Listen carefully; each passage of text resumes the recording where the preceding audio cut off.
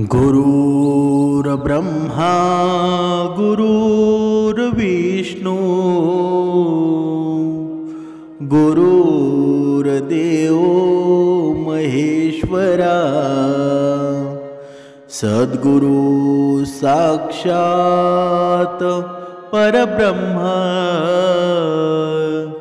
तस्मै श्री सद्गुरुवे नमः।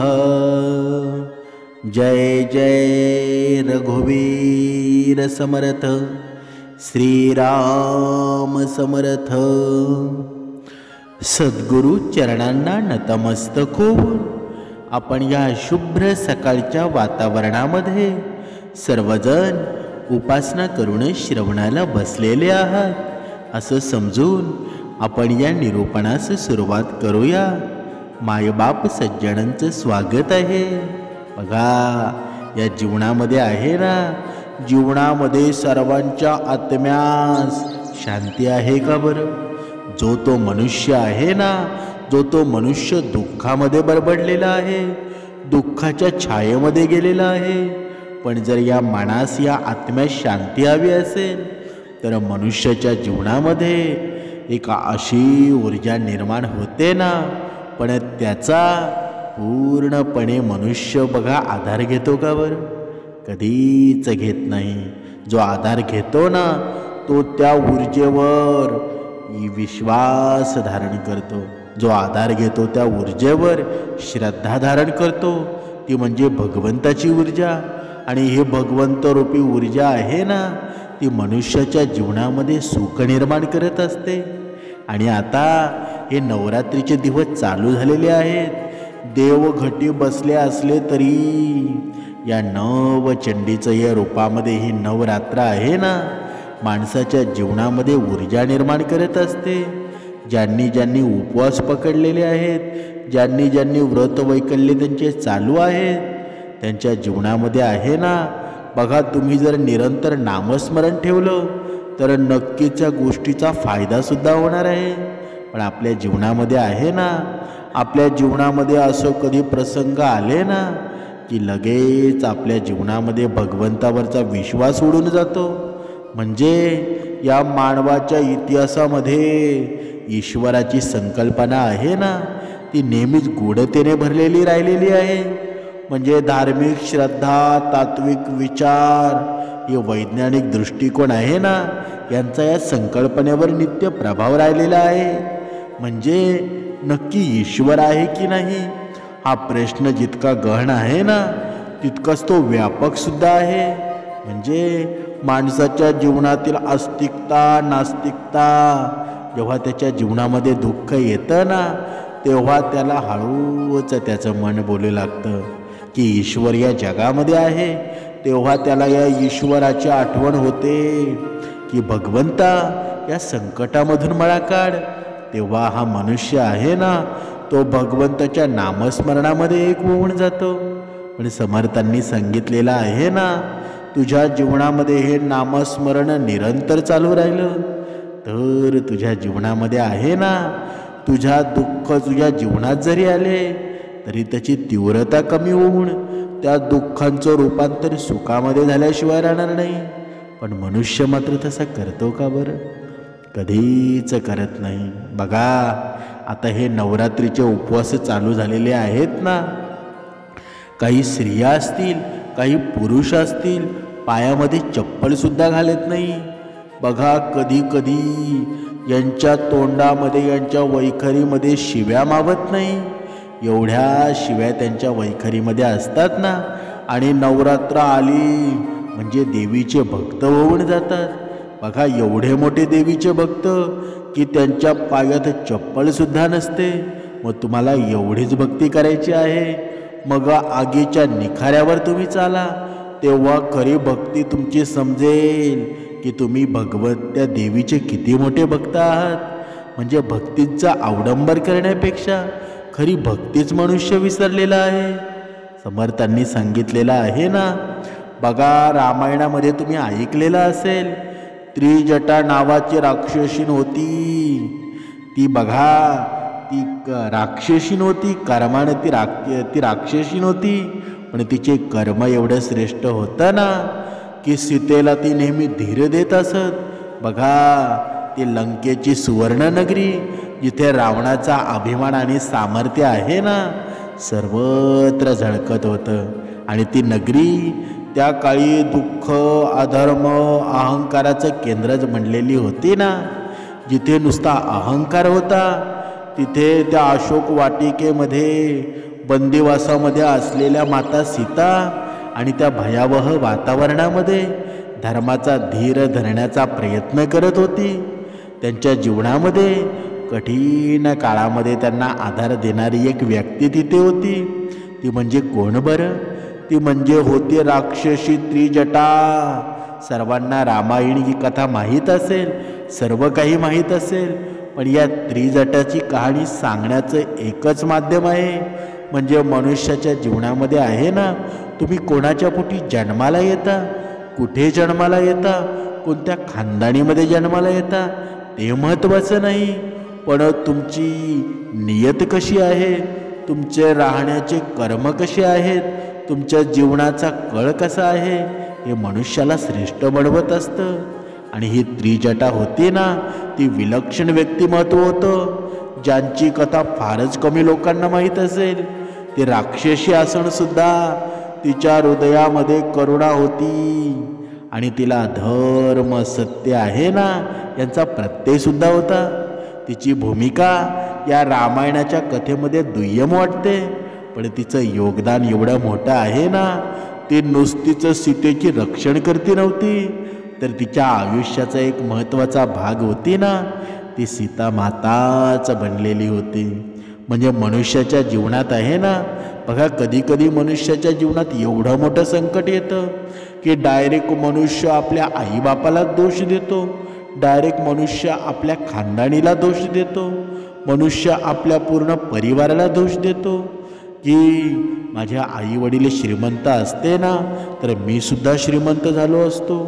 पण त्याचे सात्विक कर्म तो विसरतो. तू सात्विक कर्म केले नाहीस ना, म्हणून तुझी परिस्थिती तशी आहे. तू सात्विक कर्म कर, धर्माच्या बाजूने राहा, तुझी हळूहळू परिस्थिती आहे ना, ती व्यवस्थित होत जाईल. म्हणजे ही त्रिजटा होती ना, बघा, आपण त्रिजटेबद्दल बोलत आहोत. ही त्रिजटा होती ना, ती राक्षस कुळात जन्माला आली होती, पण तिचे विचार वेगळे होते. काही लोक या कथांनुसार ती बिभीषणाची कन्या होती असं म्हणतात, ज्यानं स्वतः धर्म आणि सत्याचा स्वीकार केला होता. रावणाच्या दरबारातील अन्य राक्षसांप्रमाणे ती अजिबात क्रूर नव्हती, पण तिच्या अंतःकरणामध्ये पवित्रची ज्योतच तेवत होती ना. तिच्या भविष्य कथनाच्या शक्तीमुळं ती रावणाच्या विश्वासातील होती. म्हणूनच सीतेच्या देखरेखीची जबाबदारी होती ना, तिला सोपवण्यात आलेली होती ना. त्रिजटा जेव्हा अशोक वाटिकेमध्ये ती सीतेची देखरेख करत होती, पण हळूहळू केवळ रक्षक न राहता स्नेहसंबंधाची एक महत्त्वाची साखळीच बनली ना. बघा, आपल्या आयुष्यामध्ये सुद्धा असं होत असतं की एखादा मनुष्य आपल्या आयुष्यामध्ये कधी त्याला पाहिलेलं नसतं, कधी त्याची ओळख नसते, अचानक येऊन जातो, पण आपल्या काळजाचा तुकडा बनत असतो. तुमच्या जीवनामध्ये सुद्धा असं कधी घडलेलं असेल. त्या पद्धतीनं या सीतेमातेच्या जीवनामधील ही त्रिजटा आहे ना, अत्यंत अनन्यसाधारण महत्त्व आहे. म्हणून ती वेळ अशी होती की सीता माता दुःखाने विहळत होती आणि त्रिजटा त्यांना धीर देत असे. माता, काळजी करू नका, राम आपल्या पराक्रमाने आहे ना, तुम्हाला लवकरच मुक्त करतील, असे ते वारंवार सांगत असे ना. एका रात्री झालं काय, त्रिजटाला एक विलक्षण स्वप्न पडलं. त्या स्वप्नामध्ये तिने पाहिलं की रामांचा विजय होतो आणि रावणाचा पराभव झालेला आहे. ती स्वप्नाने भारावून गेली आणि तिनं त्या गोष्टींचा प्रसार केला. त्रिजटानं इतर राक्षसींना सांगितलं की रावणाचा विनाश निश्चित आहे, आपण अधर्माचा त्याग केला पाहिजे. ते रावणालाही समजवण्याचा प्रयत्नच करत असे ना. राजा रावण आपल्या अभिमानाने आणि त्या कोर्यानं लंका विनाशाकडे चालली आहे ना, माता सीता परत करा आणि रामांचा रोष टाळा, असं ती त्याला वारंवार सांगायची. परंतु रावणाच्या अहंकारापुढं तिच्या शब्दांना किंमत होती का बरं? अजिबात किंमत नव्हती. आपण आपल्या जीवनामध्ये पाहतो ना, आपल्या जीवनामध्ये जर आपल्याला कोणी चांगली गोष्ट सांगितली ना, आपण त्या गोष्टीकडे लक्ष देत नाही, दुर्लक्ष करतो. पण तो चांगला असतो हे आपल्याला कधी कळतं?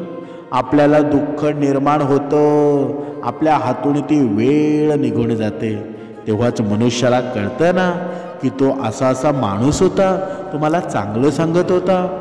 पण हे सर्व आपल्याला कळतं कधी? जेव्हा वेळ निघून जाते. आणि वेळ आहे ना, ती वेळ कुणासाठी सुद्धा थांबत नाही. म्हणजे बघा, आपण त्या त्रिजटाबद्दल पाहत होतो.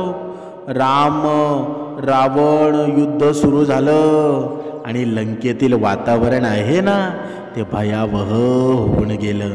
त्रिजटा मात्र शांत होती. तिला आपल्या स्वप्नांवर आणि रामाच्या विजयावर पूर्ण विश्वासच होता ना. जेव्हा रावणाचा पराभव झाला आणि रामांनी सीतेची मुक्तता केली, तेव्हा त्रिजटाला आहे ना एक अनोखा आनंद झाला होता. रावणाच्या मृत्यूनंतर बिभीषण लंकेचा राजा बनला आणि धर्मप्रिय आणि न्यायप्रिय बिभीषणच्या आधिपत्याखाली त्रिजटाला दरबारामध्ये सन्मानाचं स्थान मिळालं. पण त्रिजटाच्या हृदयामध्ये राजदरबाराचं वैभव नव्हतं. तिला आध्यात्मिक शांती आणि तपस्येची ओढच होती ना. बघा, या त्रिजटाच्या कथा आहेत ना, भरपूर वेगवेगळ्या पुस्तकांमध्ये वेगवेगळ्या सांगितलेल्या आहेत.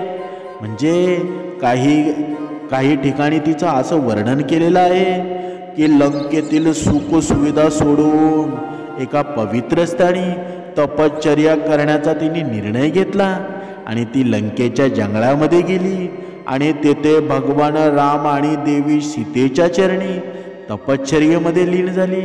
तिच्या या प्रवासानं आहे ना, ती फक्त राक्षसी समाजासाठी नव्हे तर संपूर्ण मानवजातीसाठी एक उदाहरण ठरली. म्हणजे ही त्रिजटाची कथा आहे ना, आपल्या मनुष्याला काय शिकवते बरं? की परिस्थिती आहे ना, कितीही वाईट असू द्या, कितीही वाईट जरी असली ना, तरी धर्म आणि सत्याचा मार्ग निवडता येतो. ती एका राक्षसी समाजामध्ये जन्मली, पण तिच्या अंतःकरणातील सत्य, प्रेम, करुणा तिला इतरांपेक्षा वेगळीच बनवते ना.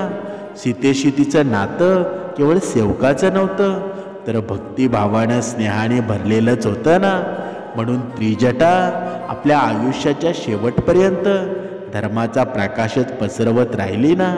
म्हणून आयुष्यामध्ये एक गोष्ट तुम्ही लक्षात घ्या, जीवनामध्ये किती जरी संकट आली, जीवनामध्ये किती जरी आपण हरण्याच्या अवस्थेमध्ये आलो, धर्म कधीच सोडू नका.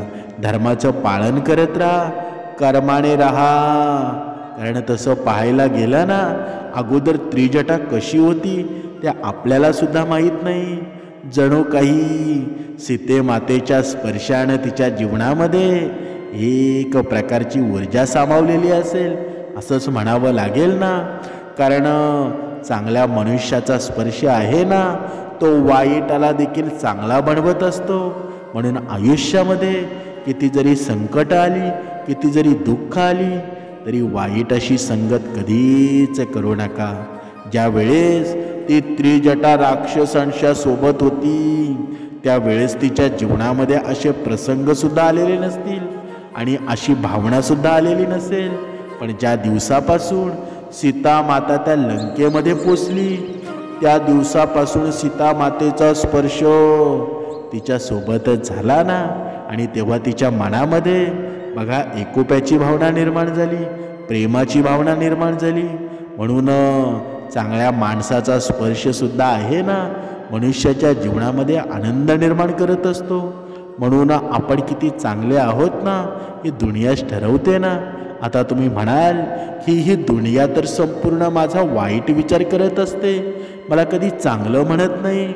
पण काही माणसं असतात ना की बघा, आपल्या घराच्या समोरून जाणारा एखादा व्यक्ती असेल, आपण सगळ्यांनाच आवाज देतो का? का 2 मिनटं बसा म्हणून सगळ्यांनाच आवाज देतो का? नाही ना. पण काही माणसं अशी असतात, त्यांच्या या वैखरीमध्ये, त्यांच्या या बोलण्यामध्ये एवढं प्रेम असतं ना, की जर आपल्या दरवाजासमोरून तो जात असेल ना, तर आपल्याला राहवत नाही. त्यांना निरंतर आपण बोलवत असतो की महाराज आमच्या घरामध्ये बसा, चहा पाणी घ्या. असे आपण आहोत का?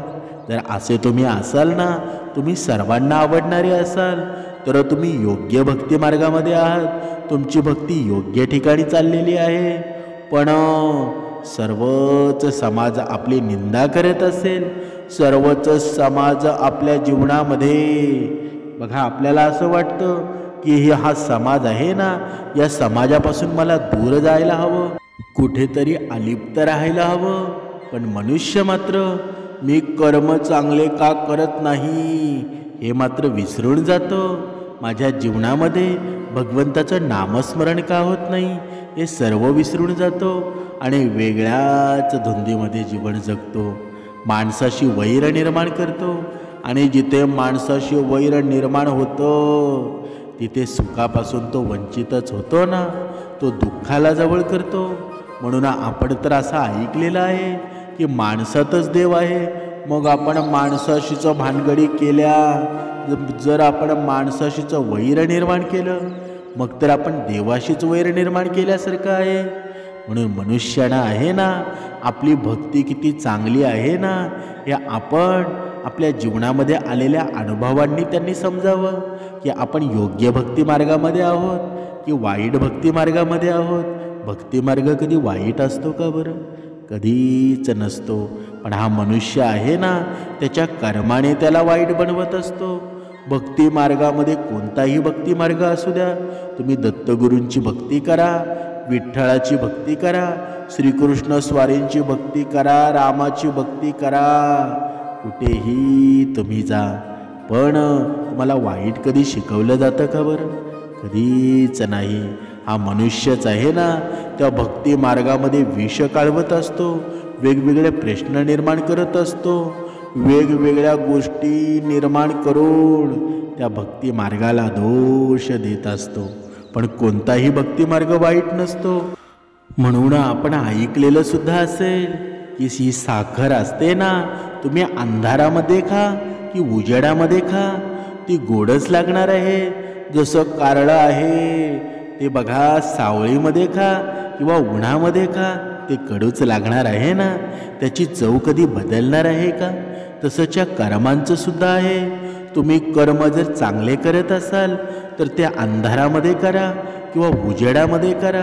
जे चांगले कर्म आहेत ना, ते चांगले कर्म जेव्हा तुमच्या दुःखांचा निर्णय होतो ना, तुमच्या जीवनामध्ये दुःख येतात, तेव्हा ते नक्कीच उभे राहत असतात, तुम्हाला त्या दुःखामधून सोडवत असतात. म्हणून आयुष्यामध्ये चांगली कर्म करा. नवरात्र आली म्हणून नवरात्रीचे दुर्गादेवीचे भक्त होऊ नका. जर तुम्हाला भक्तिमय वातावरणामध्ये जगायचं असेल ना, तर रोज देवीची उपासना व्हायला हवी आणि ती कर्माची उपासना हवी. जोपर्यंत ही कर्माची उपासना होत नाहीत ना, तोपर्यंत बघा, एक शास्त्रामध्ये असं लिखित आहे की वाईट मार्गावर जाणारा मनुष्य आणि जर त्याने ही बाह्य रंगाची भक्ती लोकांना दाखवण्यासाठी करत असेल तर ते सर्वात जास्त पाप मार्ग होत असतो. म्हणजे एखादा समजा आता नवरात्र आली, 365 दिवस वाईट कर्म करायचे आणि नवरात्रीच्या दिवशी जसं की देवीशिवाय याला करमतच नाही, एवढा भक्तिमय मार्ग होऊन जायचं.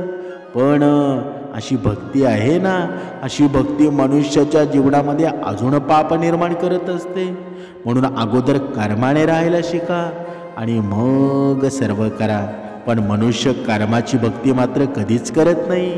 उलट लोकांना दिसेल ना, या मार्गाचा तो अवलंब करतो की मी किती मोठा मनुष्य आहे, मी कशी भक्ती करतो. म्हणजे आताच हे षडयंत्र चालू आहे ना, आता ज्या काही गोष्टी चालू आहेत की पायात चप्पल न घालता 9 दिवस राहायचं, काही अन्न न खाता 9 दिवस राहायचं, पण हे वैखरीतून तोंडातून शब्द आहेत ना ते वाईट साईट ओकत राहायचं. अगोदर ही भक्ती आहे ना ती कर्माची व्हायला हवी आणि नंतर हे केलं तरी चालेल. जेव्हा कर्मरूपी भक्ती आपल्या जीवनामध्ये घडेल ना तेव्हा खरे मनुष्य निर्माण होणार आहे. माणसातला मनुष्य अगोदर शोधा, नंतर आपोआप तुम्हाला देव सापडेल. पण मनुष्यात आपल्याला दिसत नाही. मग आपल्याला भगवंत दिसेल का बरं? कधीच दिसणार नाही. म्हणून मनुष्याने कसं वागावं, मनुष्याने कसं राहावं, मनुष्याने कसं पूर्ण आपलं जीवनक्रम करावा हे प्रत्येकावरच अवलंबून आहे ना. म्हणून जीवनामध्ये जर भरपूर साडेसाती असेल, जीवनामध्ये भरपूर काही गोष्टी तुमच्या दुःखमय जात असतील तर एक गोष्ट लक्षात ठेवा, आजपासून एक दिनक्रम करा. किती जरी झालं तरी ब्रह्ममुहूर्तावर उठा. बघा भरपूर वेळा सांगून सुद्धा अजून आहे ना 90% लोक आहेत की अजूनपर्यंत ब्रह्ममुहूर्तावर उपासना करत नाही. बघा तुम्ही सुरुवात तर करा. आणि हा नवरात्रीचे हे 9 दिवस आहेत ना, निदान या 9 दिवसांपैकी 7 दिवस जरी तुम्ही ब्रह्ममुहूर्तावर उठून आहे ना नवरात्रीचं हे नामस्मरण केलं, बघा तुमचं घरादाराचं वातावरण संपूर्ण बदलून जाईल.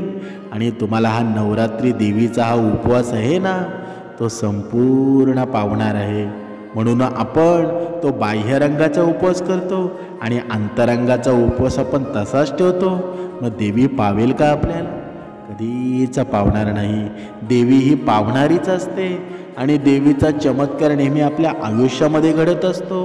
पण आपण मात्र चुकीच्या ठिकाणी व्रत करतो, चुकीच्या ठिकाणचे उपवास करतो. मग आपल्याला देवी पावेल का बरं? म्हणून अगोदर कर्माचा उपवास करा. देवीचा चमत्कार आहे ना तो नक्कीच घडणार आहे. जय जय रघुवीर समर्थ.